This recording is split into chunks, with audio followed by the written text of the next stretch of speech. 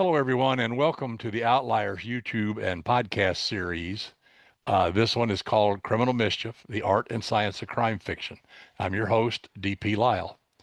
We have three great guests today, and this is going to be a great topic of discussion.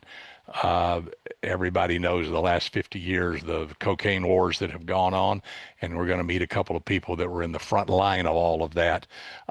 We have two special agents from the DEA retired, Chris Feistl and Dave Mitchell.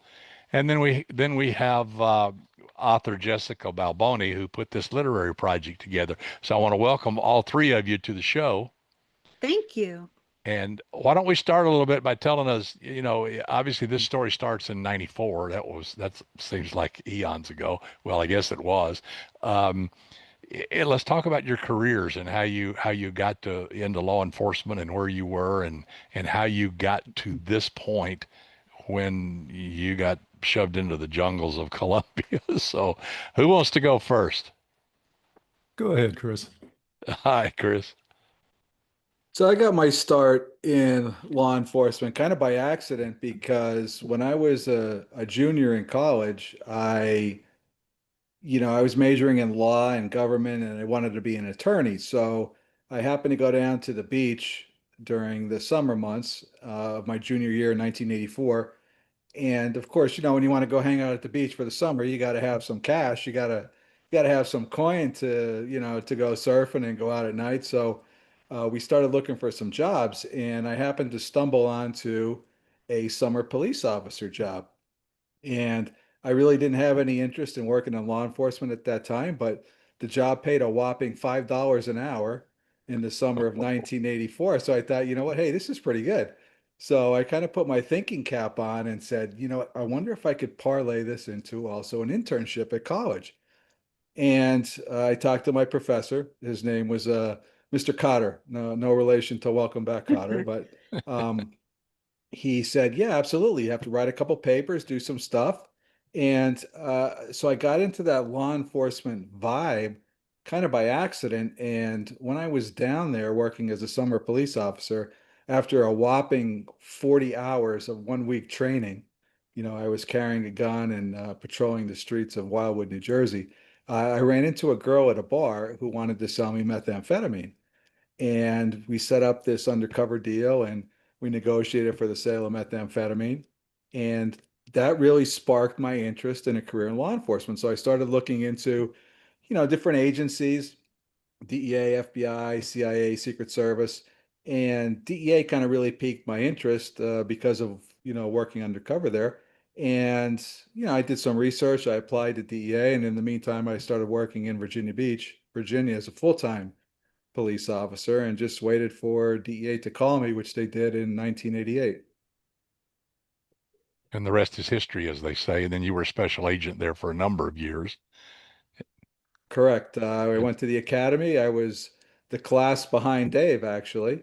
And, went to the academy 13 weeks, got out, went to Miami, and we both kind of started our career in Miami in the summer of 1988. Cool. Dave? Well, with me, I was in the RTC program in college. So upon graduating from college, I became an officer in the Army. So I was assigned to Greece. We had the old Knight Hercules missile systems there. I was a security officer of those missile systems. And then after that, I went to Fort Bragg, 82nd Airborne. Then it came time for me to either stay in or leave, and I heard about DEA, and I put in for DEA. And actually, it took a year for me to get hired. I thought it was very long, but I found out that's really short. Other guys are like waiting 3 years or even more. So I came on DEA, and like Chris said, I was in a class ahead of them. We both got chosen to go to Miami. And so to me, Miami was the place to be, especially for a new agent. Because the old saying, if you want to hunt elephants, go where the elephants are. Don't go where the field mice are. So that's where it started. I met, again, I knew Chris from the academy. But again, we worked in different groups in Miami, but we would see each other from time to time. Yeah, I like your reference to the Nike Hercules. I grew up in Huntsville, Alabama. Oh And yeah, yeah, that's where the Marshall Space Flight Center was and the Redstone Arsenal. We had yeah. Nikes all over town because we were It's supposedly a target, yeah, for the it's the symbol Russians. of the Cold War, isn't Hmm. Exactly. it? They're really incredible missiles. I mean, they're so Yeah. beautiful. I had models on my desk, as a kid and all that. And Jessica, you are the writer amongst the group. And tell us about your career. And you've had quite an interesting. Thank you. Well, in 94, DP, well, obviously I was barely born, unlike these old bags. I was barely kicking around. But while these guys were in Colombia, I graduated from Georgetown and I went to the second most dangerous place besides Colombia, which would be Midtown Manhattan.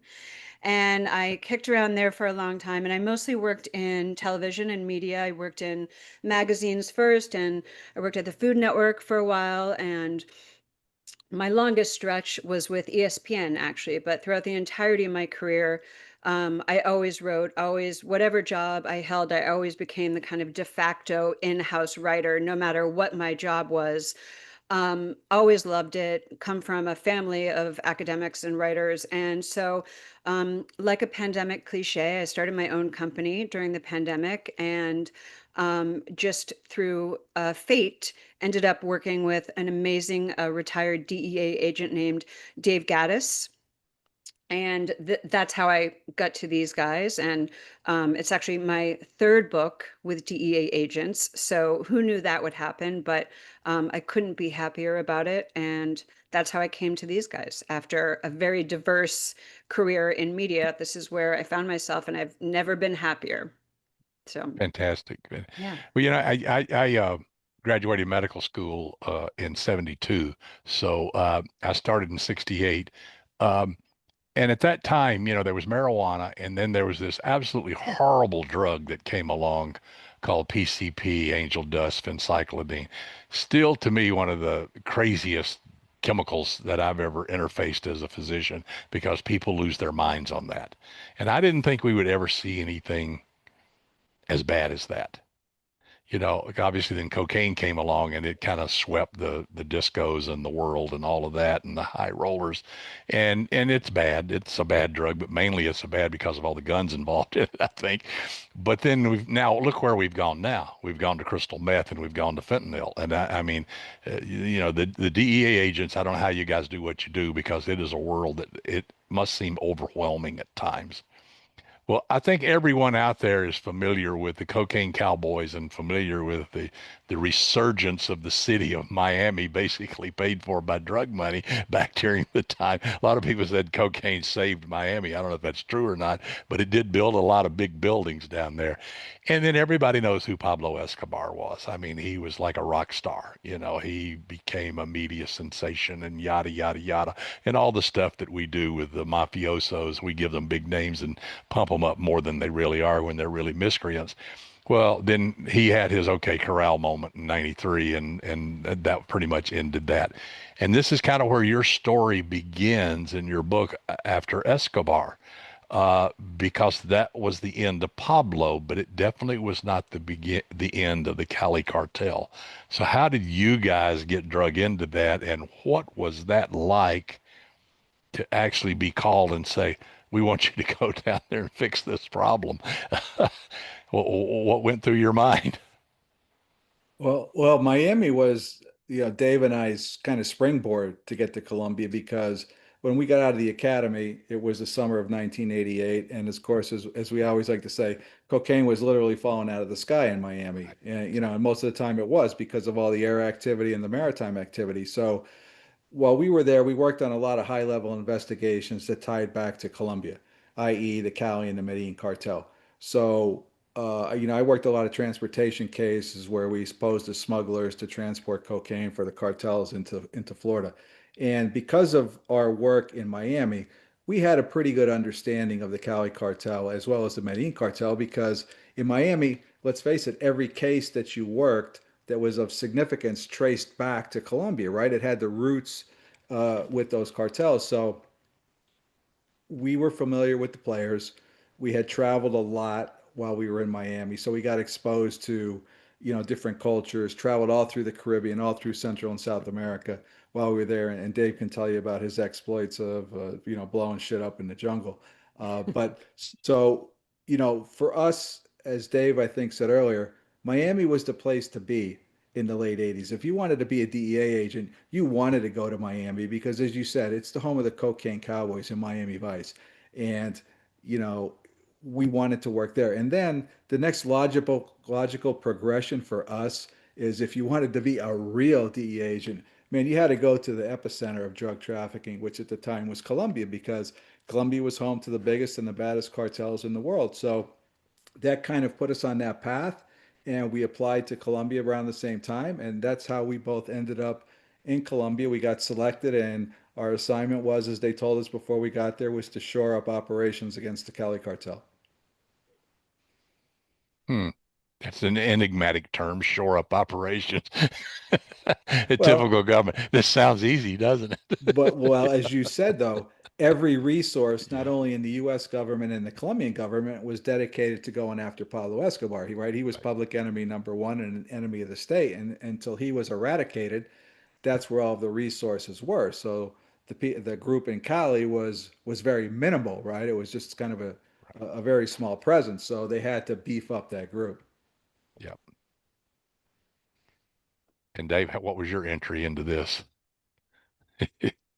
Well, once I showed up to Miami, I had zero police experience. So actually, when I was at the academy, they said, "Hey, you're going to a large city." So sat down with the agent assignment individual, and he goes, "Hey, you're going to Miami, New York, LA, Chicago."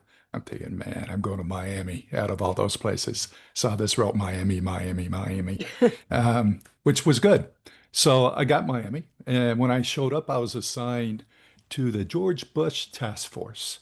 That Hmm. was actually, it was under President Reagan. It was formed in 1982 originally. Chris and I, we arrived in Miami in 1988. But the purpose of this task force, because you had so much cocaine, like you mentioned before, cocaine cowboys, and up to 82, you had Norman's Cave that was open. The Medellin cartel was using that to inundate cocaine into the southern part of the state. So I was fortunate being in that task force because no, you get a lot of court experience really fast because a lot of it you have to respond to. But that was a great way for a new agent to learn the judicial system. And then from there, you have other cases, like Chris was saying, he had smuggling type cases. Well, just being in the southern part of Florida kind of dictates what type of cases you may have. So I was fortunate to have several of those investigations too. And that allowed me to travel through Central South America working on some cases. One in particular was Venezuela is different than what it is now. Now we picked up about 600 kilos, and we were supposed to transport and provide it, to the people who's in the United States. So that was kind of a common type investigation. While I was in Miami, like Chris mentioned, I did have the opportunity to belong to a DEA operation called Snowcap. And basically, what Snowcap was, that's where we would go down to South America and go in, and it was mostly at the time I was in Chile and Bolivia. And we would go to the source countries and actually attack their infrastructure. We would destroy the clandestine land strips that they would be flying in, destroy the cocaine laboratories. And the purpose of that was just to create havoc. So you have somebody to source in the country, creating havoc, and then you have everybody in the Caribbean corridor, because that was huge at the time, through Operation Bat, where we teamed up with Coast Guard. We flew around in helicopters to intercept drug loads. So from there, I kind of got the itch being overseas, and I spoke to Chris about it and said, "Hey, why don't we put in for Bogota?" Which we did, and we got approved pretty much the same time. Cool. What was the major transport mechanisms out of there during that time, during the 90s when you were doing this? Was it still planes and boats? They But didn't have there's submarines back then. Yeah, during that time we didn't see that much submarines, but I mean, the big thing, the Cali cartel, they did containerized. They were huge on Yeah, containerized shipments. And they would have like on the containerized shipments, you can bring in tons and tons. right. So it would be like in frozen broccoli, it would be like in wood. And then the biggest case was the concrete post case, where like 12 tons. And if you're in Florida, I mean, you worked on that case. So as far as the Cali cartel, I mean, they really focused on bringing in the containers. And but also, I mean, they use, like you said, they use boats, airplanes, they'll do airdrops different places. When we first got on, it's not like it is now. Some of these expressways weren't even developed. And they were this building, like the Sawgrass Expressway, for example. They were using that as a landing strip. It was a different time. A different time. Yes.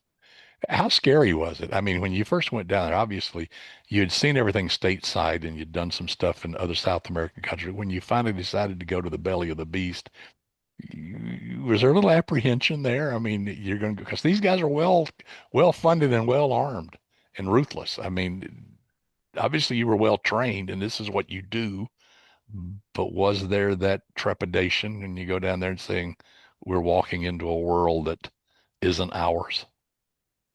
Initially, not really, but after we were there a little bit and we Yeah. first went to Cali and we really saw what we got ourselves into, then it was that was like our oh shit, welcome to Colombia moment because then we started to realize because when we went to Cali, when you're in Bogota, you're assigned to the embassy, you have a lot of protection, you have a lot of Americans there, and but when Dave and I were working in Cali, we were pretty much on our own. There was no backup. We were 210 miles away from the embassy, especially when we started to live in safe houses and stuff.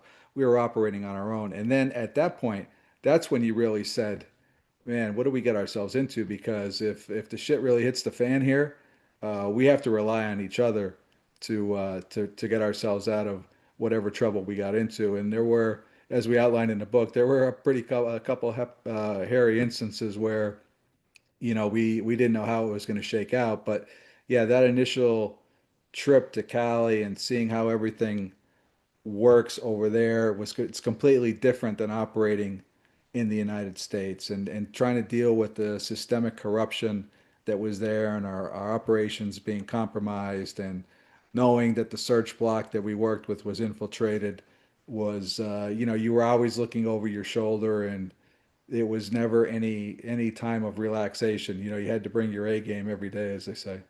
Hey, Chris, why don't you tell DP the great anecdote from the book about the daily morning terror of taking turns starting the car? So after a while, when we got our safe house and we started working independently of the search block, there, we parked our car. We had an apartment. It was on, I think our first one was on the 10th floor, and we had our car parked in the garage. So every day when we would go out to do our operational activity, we would have to go down and start the car. And we were always so worried about car bombs, somebody coming in during the night into the garage, putting an IED or something in the car, on the car, under the car. So we were very concerned about that. So we would always try to check the car as best we could in the morning. But, unfortunately, at that point in time, somebody has to go start that car. And you talk about trepidation, as you Yeah. pointed out, what Dave and I used to come up with was this was our plan. This is our how security conscious and how well we were trained, right? This was our plan. We would come down and we said the first day, well, there's no sense in both of us getting killed if a car bomb goes off. So why don't we alternate each day who starts the car? So the one day Dave would start the car while I would go back behind this concrete huge structure that held up the ceiling, and I would get behind the garage and I would cover my ears like this while Dave would start the car in case a car bomb went off. And then the next day we would just repeat it. I would start the car and Dave would go behind the cement pillar and cover his ears just in case. So you talk about stressful mornings. I bet. There were quite a few of those. no rock, paper, scissors. Yeah. Yeah, And like you said, we laugh about it now, but I can yeah, tell you what, it was yeah, not funny at the time when we were no. doing that. It The was, pucker factor's you know, huge. absolutely Yes, yeah, 100%. yeah, yeah. Um, did people know who you were? I mean, how many people around you knew who you were? I mean, I Well, realize you probably had to stay low to the ground, and create a small footprint, but how many people really knew who you were? the way we operated over there, at first we were embedded actually with the military and the police. They had, during the Medellin days, they had what was called the search block. And the search block was designed to go after Pablo Escobar. So after Pablo Escobar was killed, they moved that search block over to Cali. So when we were with the military and the police, of course, everybody knew we were DEA, but we kept a very low profile. We didn't go out at night drinking or we stayed away from the bars. And when we started working out of safe houses, because at that time we really had to, because we knew about the corruption going in, but it was amazing. It was even worse, the corruption. So about a year after being in these embedded with these units, we decided, hey, the only way we're going to advance is if we start working outside of the police base and the military base. And so when we did, that's what Chris is saying, that we start up the cars or something like Yeah. that. But we kept a very low profile because there wasn't any white guys, there wasn't any Americans in Cali at that time. And keep in mind, in Cali and other places, Colombia was one of the most dangerous places in the world. I Yes. mean, you had more murders, and in 1994 alone, there was over 1,400 kidnappings, and that's what's recorded. So even if you put the drug cartel to the side, it was still extremely, extremely dangerous. And you And didn't know just, friend from foe. That was the problem. And that's the We heard problem. that in Yeah. Vietnam and we hear that in Yeah. Afghanistan and all of that. There's always, when you're the foreigner, who's your friend, who's your foe. and just to piggyback on what Dave was saying, at that time when we were operating in Cali, there was zero American presence in Cali, Yeah. right? Zero. There were no Americans because of the danger and the threat level. So, part of our cover was that we were German scientists working at an international agricultural and development center trying to reduce poverty and work on different means of alternative crop development and stuff. But the fact was that, I mean, you look at me and Dave, there's no camouflaging us, right? I'm 6'2" and a half. Dave's 6'3" and a half. He looks like he could be a tight end in the NFL. So the minute that anybody saw us in Colombia or in Cali, since there was no American presence, immediately they identified us as DEA or CIA because Right. there were no other Americans there. And if two, European backpackers happened to be going through Cali at the time, well, it's the same thing. They were put on surveillance and they were followed until they were proven that they weren't a threat. So it was very difficult for us to move around and operate within the city because the minute that anybody saw us during the day, the word went out through the phone tree that lit up, and the Cali cartel knew exactly, okay, Los Monos are here, the Gringos are here, right? And they all knew that DEA was in town, so they kind of doubled and tripled their security and checked with other spies at the police base. So it was a very hostile environment for us to work in. We were followed a lot, not only by the cartel, but by corrupt officials, by taxi drivers, by spies who worked for the cartel. So it was a place where you could never really let your guard down. I mean, physically, you could not get two more conspicuous looking guys if you had draped each other in the American flag, Yeah. basically. And Chris was super blonde, and before he went, he cut off how many inches of your hair, Chris, before you even went to Colombia, was it? To Yeah, even get the job? 10 inches? at least, if not a foot. Yeah. I mean, he was straight, as we like to say, he was straight out of Point Break. I mean, he was like Yeah. literally surfer dude. I mean, they screamed American. So yeah, it was no easy task running around looking like Yeah. that and doing what they did.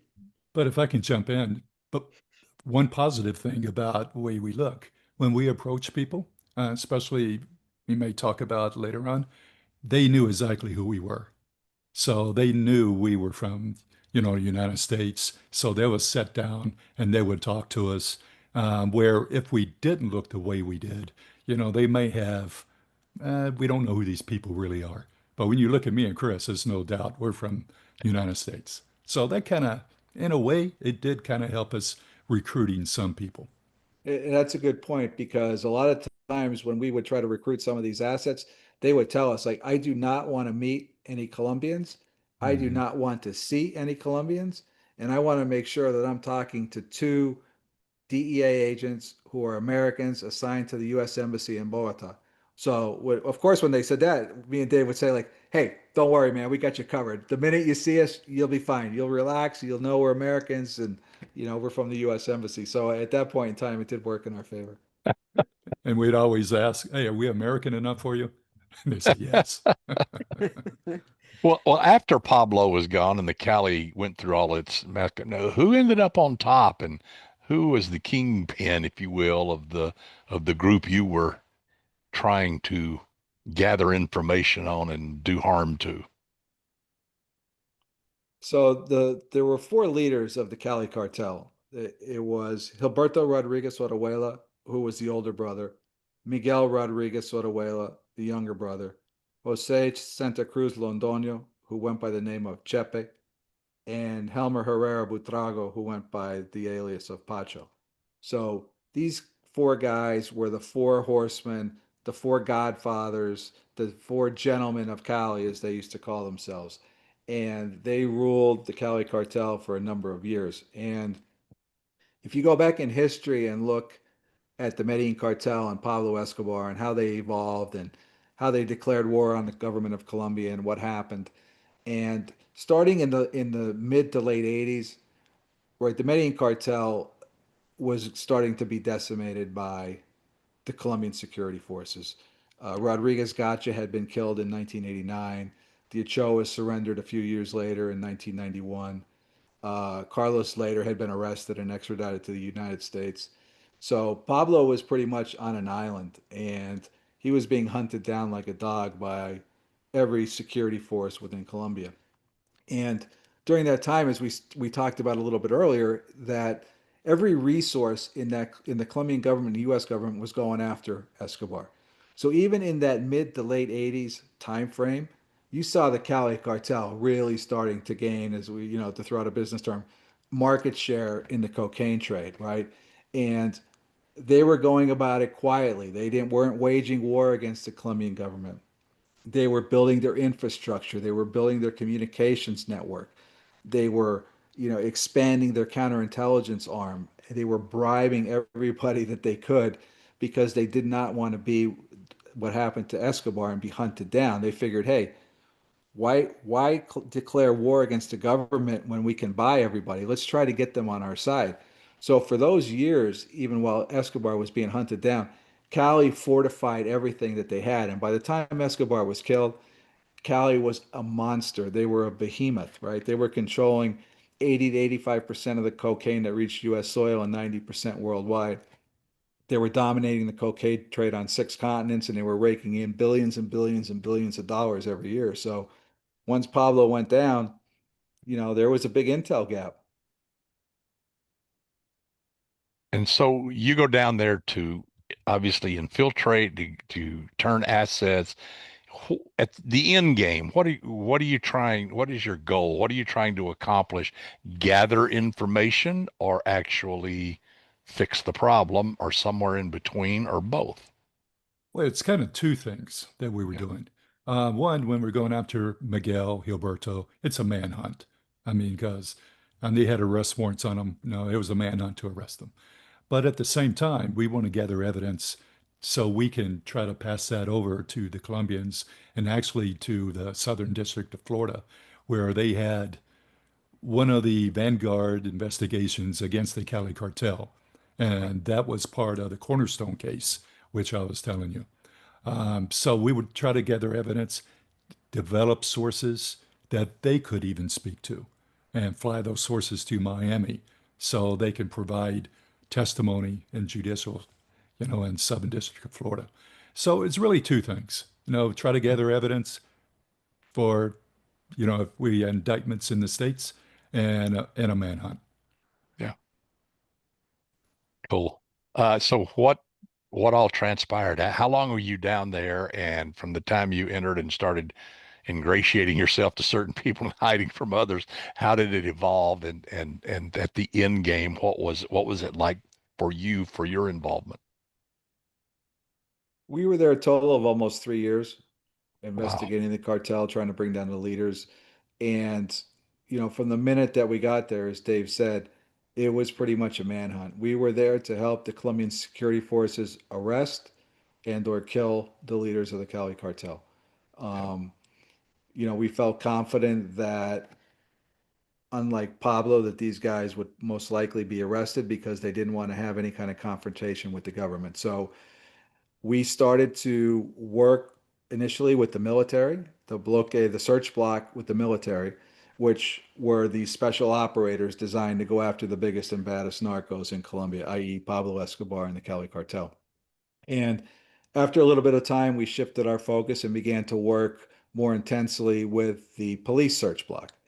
And from that point on, we were traveling to Cali. We were embedded with the unit, as Dave said, for, you know, quite some time before we started working on our own. And our job was to basically work with that search block, share intelligence, and do whatever we could to help support them go after the four leaders of the Cali cartel, as well as other targets of opportunity, lieutenants, other high profile members of the Cali cartel. So we were living over there, and that was our daily job, was to just coordinate with them, go out on raids, develop whatever intelligence we could, and work with them to try to go after them.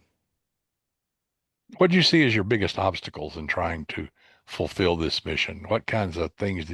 I mean, was it like informants turning on you? Was it like not being able to trust the people that you thought you had turned? Was it because they were so elusive, so well armed, so hidden, moved around a lot? What were the major obstacles you ran across in trying to do this manhunt? I think one of the major obstacles was the corruption. The corruption was through the roof. Yeah. Anytime we try to do an operation originally, because Chris and I, before we started getting any results, we were embedded with the military, and especially the police, for 1 year. Anytime we try to do something, it was compromised. Yeah. We'll get information about uh, a planes flying into Cali International with about 5 million, up to 10 million. We would try to coordinate with the Colombian National Police. Hey, let's go to the airport. Let's intercept this. Let's be ready when the plane lands. Well, they never were ready. It would take them about 45 minutes, even up to an hour to get ready. And what we found out later is that there are certain individuals who were the Cali spies at the base. One happened to be our liaison. He was a captain. And they were actually paying for a window time frame, allowing that airplane to fly into the Cali International within that period of time. And they said, you fly in this time, you're safe. So to me, it was the corruption aspect. I mean, many times we'll do an operation. We would do it it's supposed to be on the southern end, but we would tell them it's at on the north end. So we would just have like the search block at the north end. We'll utilize, and we can talk about later, our specialized units at the south end. So it's always giving them disinformation because if you give them the information, it's compromised. Yeah. And there were a lot of times too, to pick up on what Dave said, is that, it's like in the TV movies, where you're going after these mafia guys or these huge criminals, and you hit the door and you run in and you look around and there's nobody Yeah. there, and you'd be like, well, man, our intel was good. Where are these people? And you go and you'd see like the coffee there with the steam coming out of it, or some eggs there like half Lit eaten. cigarette. Yeah. Yeah. Yeah, yeah, exactly, with the drink, and you'd be like, oh, isn't that funny, right? There's nobody here, but you have all this evidence to show that somebody was Yeah. was there. And yeah, Dave's absolutely right. The corruption for us was Yeah. the biggest obstacle. We had to plan deception tactics, false raids, lie to them to get them to come out and do operations. So it was, trying to fight a battle with one hand tied behind your back, basically. Were they trying to eliminate you? No. Were they I were mean, they were What do they you trying to? mean trying to eliminate? eliminate you, or were they afraid to What do you mean by eliminate? kill you? Well, that's what I thought. No, no. Yeah, yeah. Because Or one would thing that have brought down holy hell on them and they were scared? Yeah. exactly what Okay. they learned, especially through Kiki Camareno, Yeah. that's bad business, Yeah. especially for the Cali cartel. Now the Medellin cartel may have been crazy enough to do something Yeah. like that, but for the Cali cartel, being more businessmen, that's Exactly. that's bad for business. And one of the fears they actually thought that the United States was going to invade Cali, and they were going to land in Cali and take over Cali because of Noriega. Yeah. So, of course, when Chris and I were with the Dirty Captain, I would bring that up. I mean, I Yeah. would say, hey, we have 82nd Airborne standing by right now. We need to find a drop zone for them to land in. So he just kind of walked away. I said, well, maybe I went a little too far on this one. But at the same time, Dave, wouldn't you say that you never ever really knew? I mean, there's always that chance. It's always in the back of your mind. Yeah. Absolutely. Because of what happened to Kiki Camarena, Yeah. that's always on your mind. And we got ourselves into a couple situations where we were in the middle of nowhere basically, and police would come out and Yeah, uh, literally. they Right, detained us. right. They had weapons pointed at us, and it got to be pretty hairy. And we outlined that very well in the book. There's a chapter dedicated solely to that. But yeah, it was always in the back of your mind because you never knew if you happen to run across a renegade Right. official, somebody in the cartel trying to make a name for themselves. And remember also during that time in Colombia too, you had left-wing subversive and insurgent guerrilla groups operating around the area. You had paramilitary groups like the United Self Defense Forces of Colombia with thousands and thousands of combatants. So we were concerned about them as well. And me and Dave would talk about this story recently. Is that one time Dave and I were out running around, we were checking addresses, and we were trying to locate a finca, Pacho Heredas, up in the mountains, and we got lost.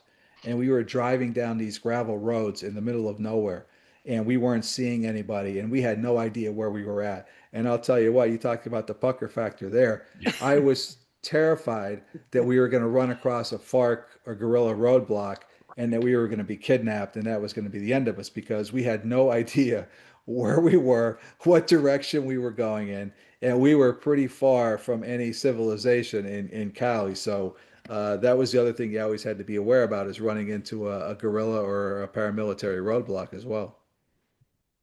Wow. Pretty scary. Yeah. Um, how big was the cartel then, the Cali cartel? How many quote soldiers or how big of a military like presence were they? The Cali cartel is huge.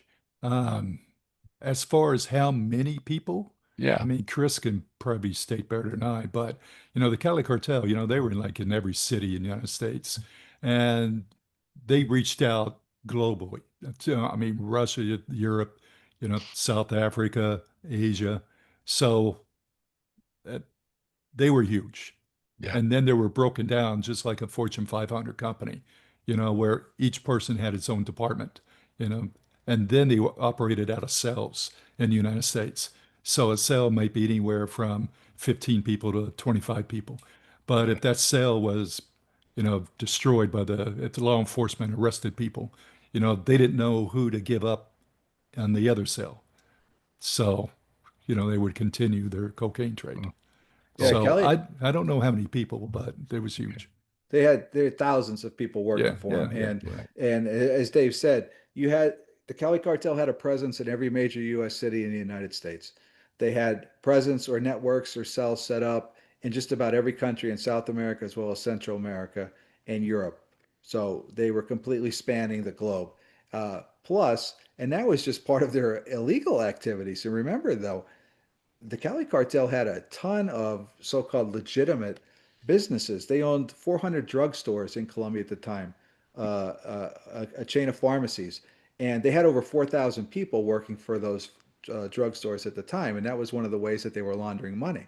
These guys owned banks, they owned radio stations, they owned a concession for Chrysler Motors, they owned pharmaceutical laboratories. they owned the America de Cali, a soccer team.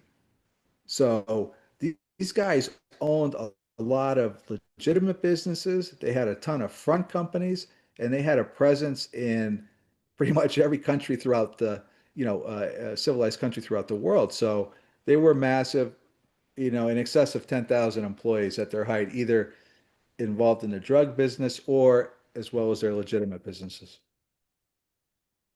Wow. How are they finally broken?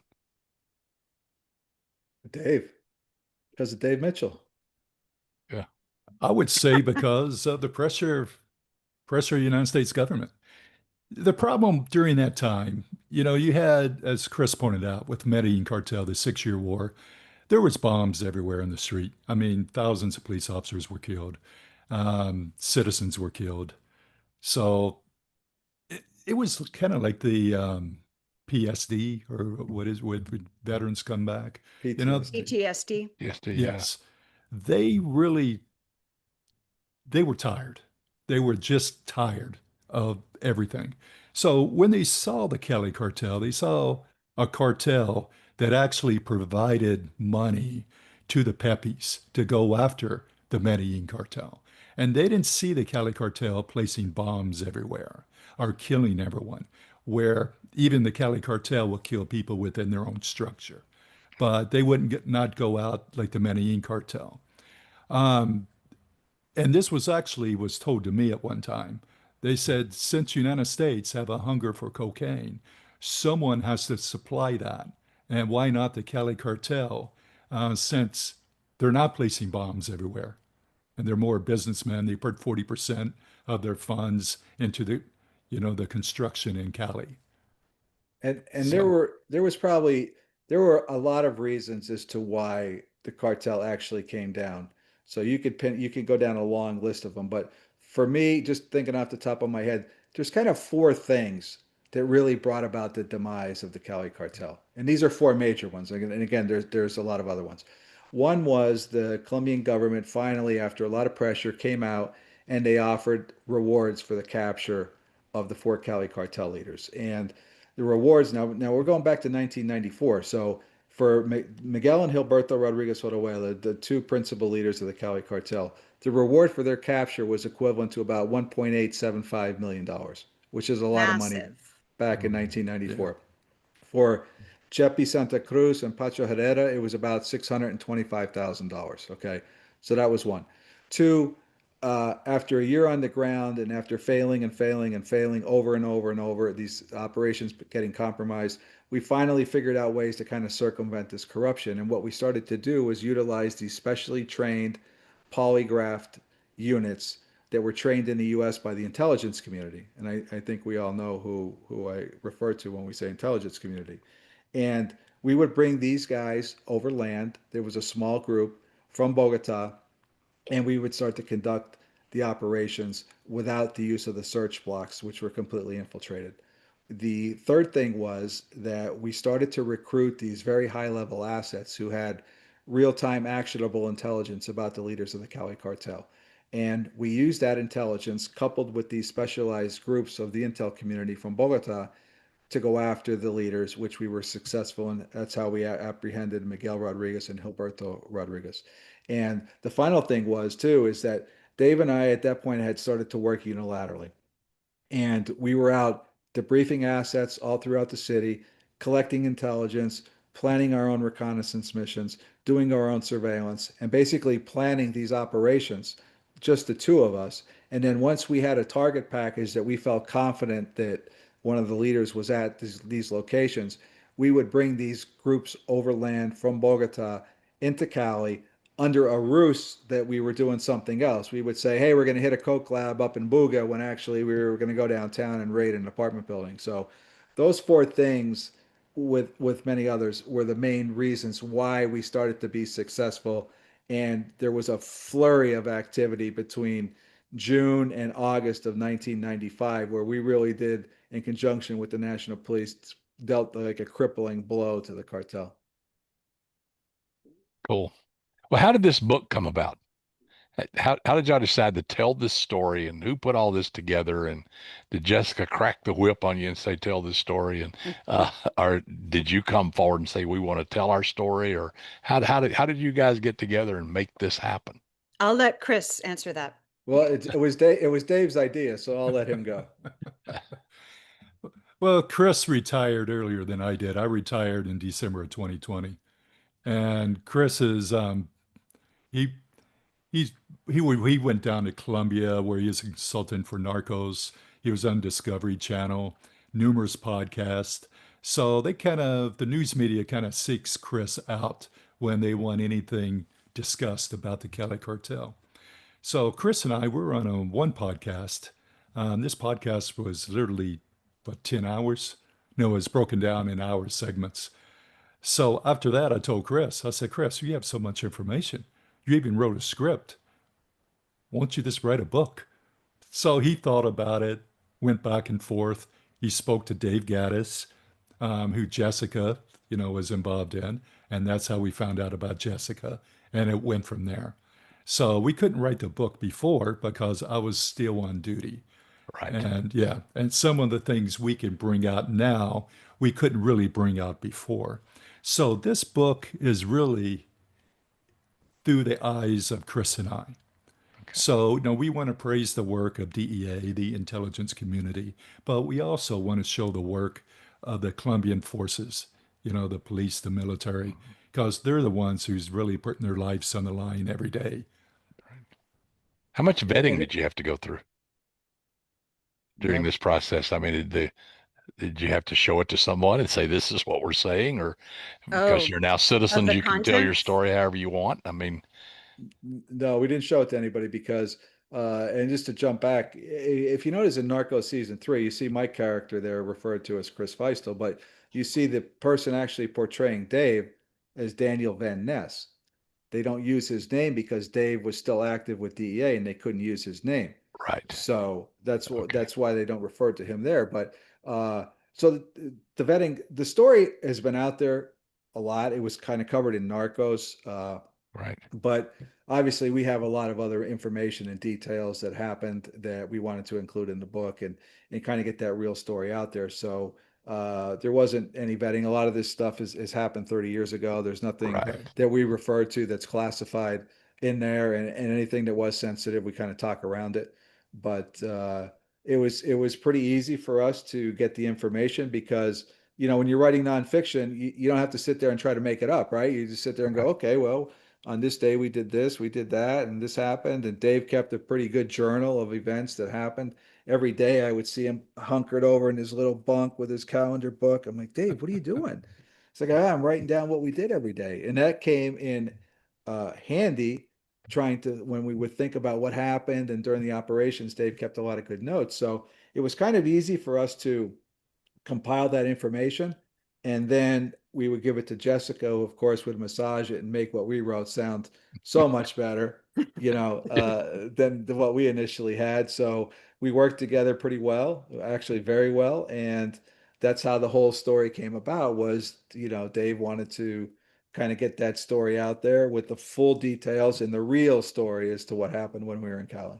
Yeah, Dave was really, Dave had a real strength at popping in and being like, don't forget about, XYZ. And he would email us like a little fact, that he had remembered. And we'd be like, oh, um, but yeah, it's been such a pleasure working with these guys. Obviously, if you couldn't tell, we're polar opposites, but we complement each other so well. And it's been 3 years together, I think, already at this Mhm. point that Yeah, we've been working yeah. on this book, and it's been an awesome time. So Well, you mentioned that, writing nonfiction, you don't have to make stuff up. Trust me, I write both fiction and nonfiction. Fiction's much easier Yeah. because yeah, nonfiction, you right. really have to check, double check, triple check your facts. In fiction, it could Yeah. have happened this way. Right. But then the other Well, the other thing about nonfiction too is that when you're dealing with something as fantastical as something Yep. like this, it's easy to sometimes forget that this is not a movie. This is not cinematic. These guys actually lived this experience, and you can get so engrossed in it when you're writing about it that all of a sudden it can take on too cinematic a quality where somebody's Right. going to be reading it and be like, oh, bullshit, this is ridiculous. So you have to really watch yourself and make sure that you rein it in and keep it realistic, not boring, but keep it realistic and not so absurd that somebody reads it and says that couldn't really happen. Because some of the things that happened, you really do say that Mhm. didn't really happen. You weren't really outside that Coletta and he was right there, right, Yeah. inches away from you. That really, but it did. So, Yeah, some of the stuff is it's so bizarre. yeah. Yes. It's so real and so bizarre that you couldn't make it up. You would sit there Yeah. like, Mhm. no, you couldn't make that up. But that's exactly the way it happened. And there's a Yeah. perfect incident that Jessica was referring to, and it's very, very, very well documented and portrayed in Narcos season 3 Yeah. when we're in the bathroom drilling in the wall and trying to knock the wall down, and it's authentic. Now there's a lot more details that we include in the book about that, but. Yeah, but people wouldn't believe that. You would tell that story along with some of the other ones, and there's like, no, there's no way. At the exact moment you were going to find them, they came in and shut the operation down.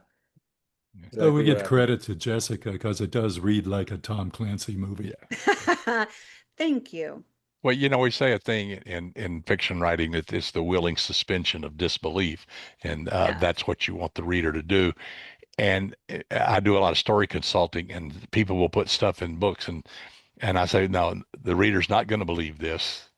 It's too serendipitous. It's too clean. It's too this, or it's too bizarre. It's too whatever. And they say, yeah, but it really happened. I said, that's not a Yeah. defense. Yeah. Right. In fiction, that's not a defense. I don't care if it really happened. Will the reader believe it? When you're writing nonfiction, well, guess what? This is what Yeah, happened. exactly. Hmm. Yeah. Yeah. Well, what else do you want to tell us about the book and about you and about this time of your life that we haven't covered, or any other messages or comments you want to make about all of this? I will say one thing, and uh, for your readers and anybody else who reads the book, it's we are very, very critical of the corruption in Colombia during that time that existed, and it is what it is. We have to call it out, and if we didn't, we wouldn't be doing our job. Right. But with that being said, the, there were a lot of very honest and hardworking Colombian men and women that we worked with on a daily basis that wanted to do the right thing, that did do the right thing, that got up every morning and took it to the mat to try to make Colombia a better place. And many of them paid the ultimate price and lost their lives in the war against drugs and narco terrorism in Colombia. But the point is that it only takes one person in any of these groups to decimate or subvert any kind of operation that you're doing. So whether you're working with a group of 5, 10, or 100, you can have 80 people who are honest or 99 people being honest and one person corrupt, and that one person can completely destroy your operation. And many times that's what happened. There were a lot of people that we worked with that were honest, but the cartel just had so many spies and so many different government institutions that it made it very, very difficult to do our job. And we even dedicate part of the book to those honest, hardworking men and women in the Colombian security forces that went to work every day trying to make Colombia a better place. So I just want to make sure that we bring that out because we are critical of the corruption that existed down there. Yeah, Well said. true. Yep. Well, where can people get this book? Anywhere? It, Amazon, Barnes and Noble. If it's not in your bookstore, ask for it. Indie Okay. books, Yeah. bound.org. Where Is there a else, web? Is guys? there a website you want to send people to? Yeah, the website www.afterescobar.com. Okay. There's links on the website to buy it at Amazon, Barnes and Noble, as well as signed copies. And it is on Amazon pretty much throughout the world. We've got calls Yeah. from the UK, from France, from Germany, from Australia, even I think in South America. So it is on Amazon in a lot of those different countries and in bookstores everywhere. And also in Scotland because of some of the work that Jessica did. So Good job, Jessica. it's Well, pretty thank you. it's available if you look for it or search for it, you can find it, especially on the website as well. I went there on vacation and I had to visit some bookstores and Yes. yes, And they've got a lot of them. get that book in there. Yeah. It was I'm the Scottish, best. so Edinburgh. they read and they drink. Oh, and they do it so well. So They do well. both of those things so And tell goddamn well. lies. And tell God, lies. Edinburgh is the best. It's one of the best cities in the world, I have to say. Tell lies. Yes, that too. Well, I tell you, this has been fantastic and it's so informative. And you have a special story to tell. Obviously, you did special work. Thank you for that. I know you had days that you felt like this is it. And I know you had days like, yes, we won, and everywhere in between. But I appreciate you sharing all this with us because it's just fantastic. Everybody go buy this book and read it because it's nonfiction, believe it or not, and read it and you will find out. So, Chris, Dave, Jessica, thank you so much for being here. I hope the book sells 1 million. Well, Thank you very so much. You've been a Thank you. pleasure. Thank you. Thanks for having us on. Thank you. Well, that concludes this episode at the Outliers Writing University of Criminal Mischief, the Art and Science of Crime Fiction. And you know that I'll be back with more stories and more stuff and more fun. So until then, keep reading, keep writing, keep having fun, and try not to get caught because these guys are watching you. Thanks, DP. Thank you.